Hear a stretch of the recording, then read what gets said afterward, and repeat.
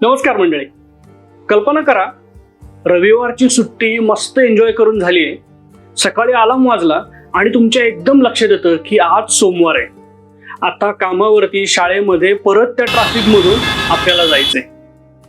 मला सांगा, किती लोकांच्या मनामध्ये हा प्रश्न त्या वेळेला नक्की आला असेल की आज का सोमवार आला? रविवार नंतर सोमवारच काय येतो? जर का रविवार नंतर लगेच शुक्रवार आला असता तर किती बरं झालं असतं नाही? सगळ्यांच्या मनात येणारा हा प्रश्न आहे. माझ्याही मनात आला. मग मी विचार केला की हे वार, सोमवार, मग मंगळवार, त्याच्यानंतर बुधवार, मग गुरुवार, हे ठरलेच कसे? हे ठरवलेच कोणी? म्हणून म्हटलं थोडा अभ्यास करून बघू. आणि आपल्याला जर का हे काही करून बदलता आलं आणि सोमवारच्या ऐवजी डायरेक्ट शुक्रवार आणता आला तर किती मजा येईल नाही? पण थोडा अभ्यास केल्यानंतर लक्षात आलं की ही वारांची नावं ही अशीच ठरवलेली नाहीयेत. त्याच्या मागे एक खूप इंटरेस्टिंग अल्गोरिदम आहे. तुम्हाला जाणून घ्यायचं हा काय अल्गोरिदम आहे आणि हे काय लॉजिक आहे. चला तर मग हा अल्गोरिदम डिकोड करूया. सगळ्यात आधी एक गोष्ट तुमच्या लक्षात आली असेल की वारांची सगळी नावं ही ग्रहांच्या नावावरती आहेत.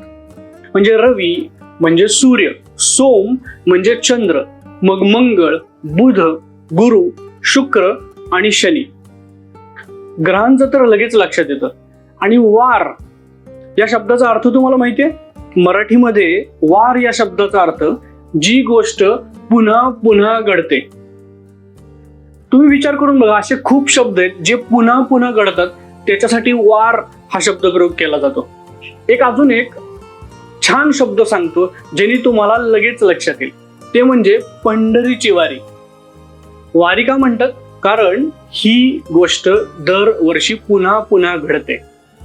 इंटरेस्टिंग आहे की नाही? आता आपण परत ग्रहांच्याकडे येऊया.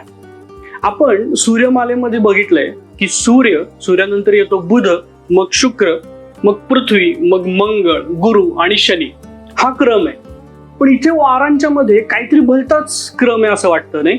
म्हणजे आधी सूर्य, मग चंद्र, मग अचानक मंगळ नंतर परत येतो बुध नंतर परत आपण जातो गुरु.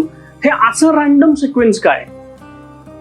असं तर नाहीये की काही हजार वर्षांपूर्वी एखाद्या थोर माणसानी हा सिक्वेन्स ठरवून टाकला आणि आजपर्यंत आपण तोच फॉलो करतोय.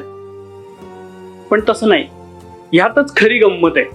आपण समजून घेऊ की हा सिक्वेन्स रॅन्डम आहे का त्याच्या मागे काही लॉजिक आहे. अशी कल्पना करा, हजारो वर्षांपूर्वी जे ऋषी मुनी होते त्यांना आकाशामध्ये सूर्य आणि चंद्र हे दोन ऑब्जेक्ट्स तर डोळ्यांना दिसतच होते. आणि रात्री असंख्य तारे. हळूहळू हे त्यांच्या लक्षात आलं असावं की हे सगळे तारे एकाच जागी फिक्स्ड आहेत, पण त्यातले काही आपली जागा बदलतात.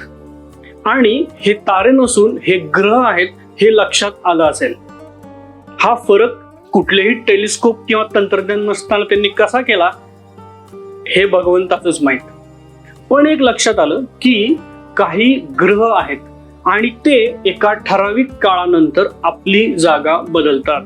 म्हणजेच त्यांना एक विशिष्ट गती आहे. ते आपला पूर्ण आकाशाचा 360 डिग्री म्हणजेच 12 राशींमधला प्रवास एका ठराविक वेगाने करतात.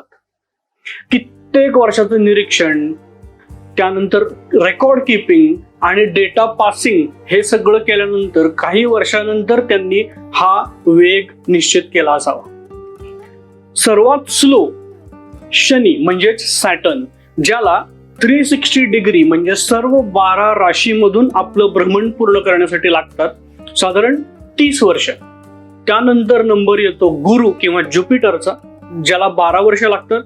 ज्युपिटर नंतर मंगळ, जो हा प्रवास 1.5 वर्षामध्ये पूर्ण करतो. त्यानंतर येतो सूर्य, ज्याला 1 वर्ष लागतं. खरं सांगायचं तर सूर्याला जितका वेळ लागतो आपण त्यालाच 1 वर्ष असं म्हणतो. सूर्यानंतर नंबर येतो शुक्राचा, जो साधारण 288 दिवसामध्ये 360 डिग्री प्रवास पूर्ण करतो. त्यानंतर बुध, जो 80 ते 90 दिवसांमध्ये हा प्रवास पूर्ण करतो. आणि सर्वात फास्ट आहे चंद्र, जो 27.5 दिवसांमध्ये सर्व 12 राशीमधलं आपलं भ्रमण पूर्ण करतो. खरं तर चंद्राला जितका वेळ लागतो त्यालाच आपण 1 महिना असं म्हणतो. आता हा तुमच्या सिक्वेन्स लक्षात आला. स्लो टू फास्ट, शनी, गुरु, मंगळ, सूर्य, शुक्र, बुध आणि चंद्र. हा सिक्वेन्स लक्षात ठेवा, कारण खरी गंमत याच सिक्वेन्स मध्ये. आता ह्याच्या पुढचा टप्पा काय? ह्याच्या पुढचा टप्पा एक सूर्योदयापासून दुसऱ्या सूर्योदयापर्यंत, अर्थातच एक दिवस, कारण सूर्य परत उगवतोय. ऋषी मुनींनी एका दिवसाचे समान 24 भाग केले. प्रत्येक भागाला नाव दिलं गेलं होरा.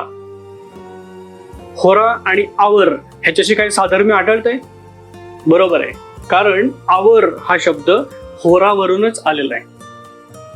एका दिवसाचे झाले 24 होरा.